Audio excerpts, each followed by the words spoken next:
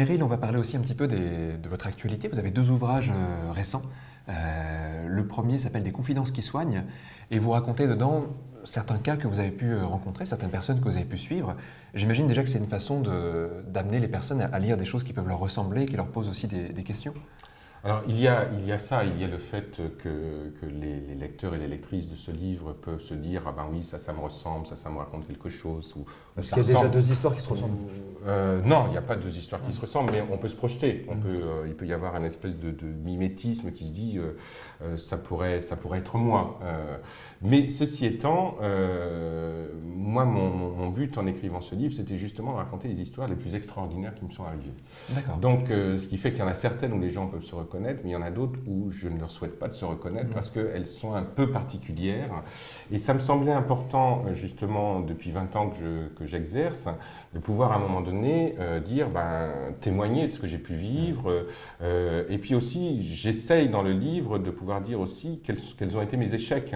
Comment j'ai été mis en échec par les patients ou par les situations que j'ai pu vivre, et puis d'interroger aussi, ça c'est ma partie psychanalytique, d'interroger aussi mon contre-transfert, c'est-à-dire de voir comment... C'est qui celui-là C'est qui C'est quoi ça, un contre-transfert alors, Vous pouvez pas parler correctement, vous C'est incroyable. J'aime pas parler correctement. Contre-transfert.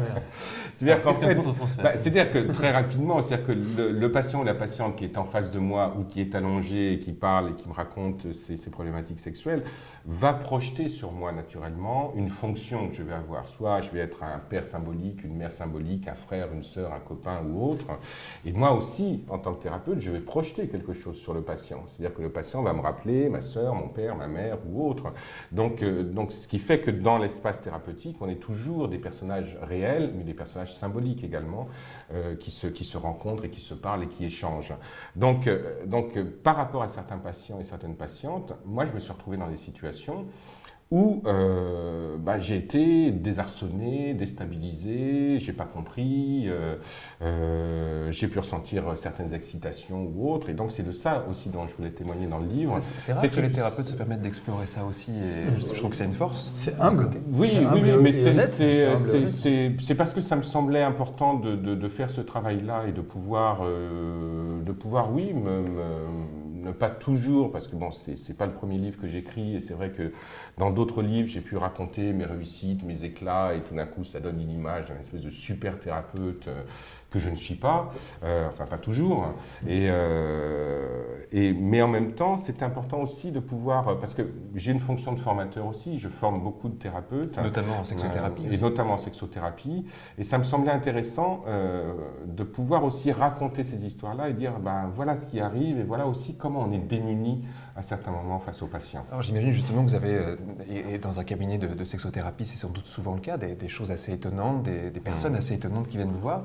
Est-ce que vous pouvez nous raconter l'une de ces anecdotes justement que vous racontez dans votre livre ? Oui, alors je peux vous raconter une anecdote qui, je tiens à vous le dire, qui est réelle, parce que j'ai déjà, je n'écoute pas. J'ai déjà raconté en cours, et à chaque fois on me regarde en me disant c'est pas possible, il invente. Eh bien non, c'est-à-dire Si que tu es choqué, on peut faire une séance oui. après. Oui, C'est pas très choquant, vous allez voir, c'est surprenant plutôt. C'est-à-dire que j'étais jeune thérapeute et donc mon cabinet est dans le 91, dans l'Essonne, et j'ai un patient qui m'appelle et qui venait de Nantes. Donc pour me voir, donc moi jeune thérapeute, il vient de Nantes pour me voir, donc d'un coup je me suis retrouvé extrêmement investi, avec un ego très valorisé. Le patient arrive dans mon cabinet et je lui demande bien entendu pourquoi il vient me voir, et il me dit je viens vous voir parce que j'ai des extraterrestres dans les testicules. Alors donc ma première réaction c'est de me dire on me fait une blague. Deuxième réaction, c'est de me dire c'est une caméra cachée. Donc je commence à regarder s'il n'y a pas une caméra qui est là, dans son sac ou autre. Il y en a 4. Oui. Et donc, parce que c'était assez surprenant. Et il commence à développer, à dire voilà, oui, j'ai des extraterrestres dans les testicules, donc je ne peux pas me masturber, je ne peux pas faire l'amour à une femme, je ne peux pas éjaculer. Si j'éjacule, le monde entier va être rempli par les extraterrestres, ça va être la fin du monde et tout ça. Et donc, moi, je l'écoute, je repère quand même assez rapidement que c'est quelqu'un qui est quand même assez limite au niveau de sa construction psychique. Et puis, vient le moment où il me dit vous me croyez? Alors, moi, je lui dis oui, je ne sais pas trop quoi dire. Il me dit est-ce que vous voulez les voir?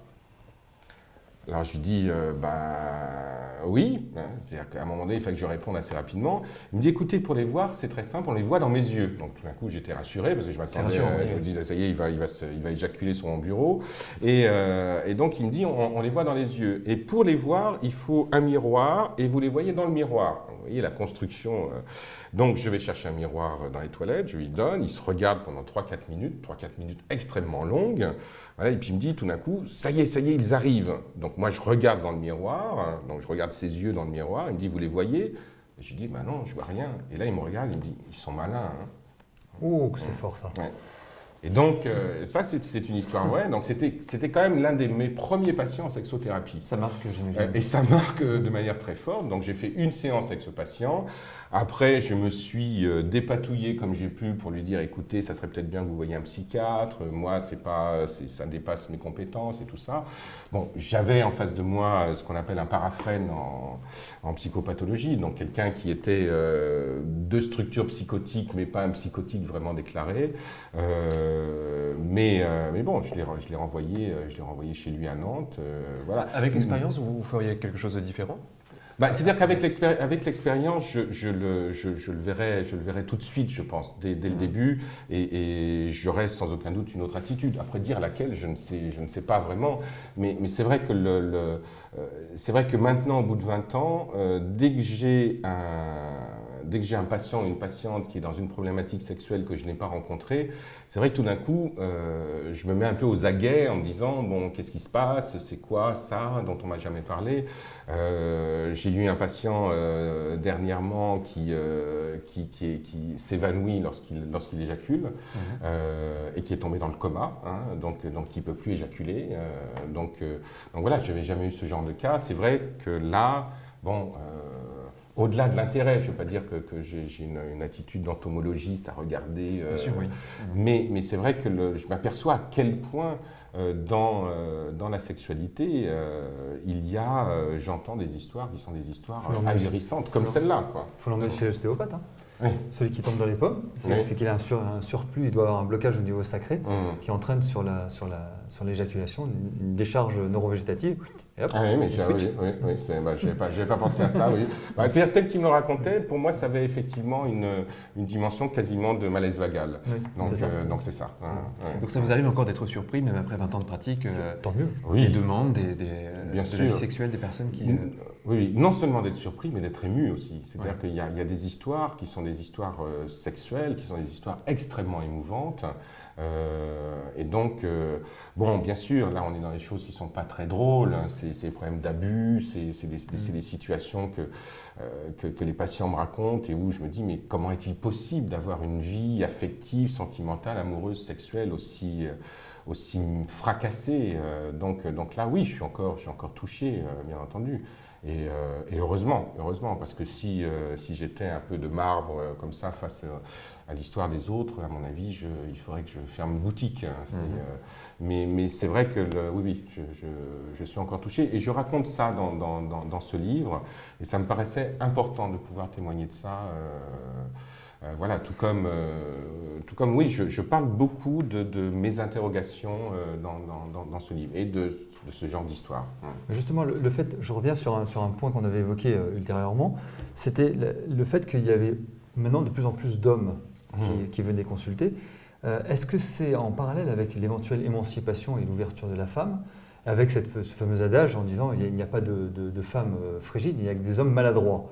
Et justement que les femmes assument de plus en plus leur sexualité et posent davantage la question à l'homme en disant mais attends, c'est pas forcément de moi que ça vient, est-ce que ça peut venir de toi? En même temps, je me dis que ça donne une culture de la performance sexuelle qui n'est pas forcément non plus... oui, mais l'homme, il avait une certaine suprématie pendant un moment, c'est-à-dire que c'était le pacha, c'était le roi du monde, la femme de toute manière avait un rôle subalterne dans le couple, et l'homme, de toute manière, si la femme ne jouissait pas, c'est pas mon problème. Hein. Juste une petite anecdote, je vous rappelle que prendre son pied, c'est une anecdote qui vient de la mesure, le pied, la mesure qui était donnée avant. Et le pied était un contrat que devait passer l'homme en se mariant devant le maire, devant les institutions, en disant le seul rôle, enfin le seul devoir que vous avez à remplir lors de votre mariage, c'est de donner votre pied de plaisir à votre femme.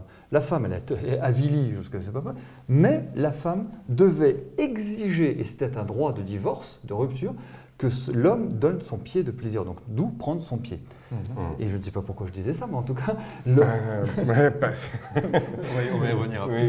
Oui, mais parce qu'on parlait effectivement du fait qu'il y a de plus en plus d'hommes qui consultent. Alors oui, les raisons sont multiples. Il y a d'une part le fait que dans la sexualité, les rôles, ils ont complètement changé depuis plusieurs décennies et qu'effectivement, les femmes sont moins dans une position attentiste, à se dire c'est l'homme qui doit me faire jouir, donc elles demandent, elles sont dans un appétit et dans une gourmandise sexuelle dans laquelle elles n'étaient pas auparavant. Donc il y a tout ça qui est en jeu. On leur laissait pas la place non plus. On leur laissait pas la place, je suis bien d'accord. C'est-à-dire que de toute manière, toute la problématique de la sexualité dans le couple, on remarque qu'elle se pose depuis les années 50. Et depuis les années 50 jusqu'à maintenant, il y a une redéfinition de la place de la sexualité dans le couple, mais aussi de la jouissance de l'un et de l'autre, et notamment de la jouissance féminine. Mais en même temps, à l'intérieur de ça, beaucoup de femmes se rendent compte également qu'il faudrait peut-être qu'elles cessent d'attendre que ce soit l'homme qui les fasse jouir. Et moi, je pense que par rapport à l'absence d'orgasme, qui est l'un des grands symptômes pour lesquels les patientes viennent consulter, c'est-à-dire qu'il n'y a pas de femmes frigides. Ça ne veut pas dire qu'il y a des hommes incompétents, mais c'est-à-dire qu'il y a des femmes pré-orgasmiques. C'est-à-dire qu'en fait, l'orgasme, ça s'apprend. L'orgasme, c'est un apprentissage. L'orgasme, c'est un apprentissage par rapport à soi, à qui on est, à la façon dont on est en relation avec soi-même, avec l'autre, avec tous ces éléments-là concernant la sexualité. Et je pense que ce qui est en train de se modifier à l'heure actuelle, c'est vraiment le lien à la sexualité dans ce que ça représente pour un être humain dans son développement personnel. Tout le problème aussi, c'est qu'on a des lignes de force qui sont très contradictoires les unes les autres et qu'il y a une des lignes de force qui est la performance, auquel les femmes aussi sont soumises. Qu'est-ce que ça change ça dans le rapport justement parce que... Ça change le fait que qu'est-ce qui va dire que vous avez eu une bonne relation sexuelle? Vous avez une relation sexuelle, bon, on va rester dans le classique, à deux, qu'est-ce qui vous fait dire que c'est bien? Parce qu'il y a eu un orgasme? Parce que l'orgasme il a été intense?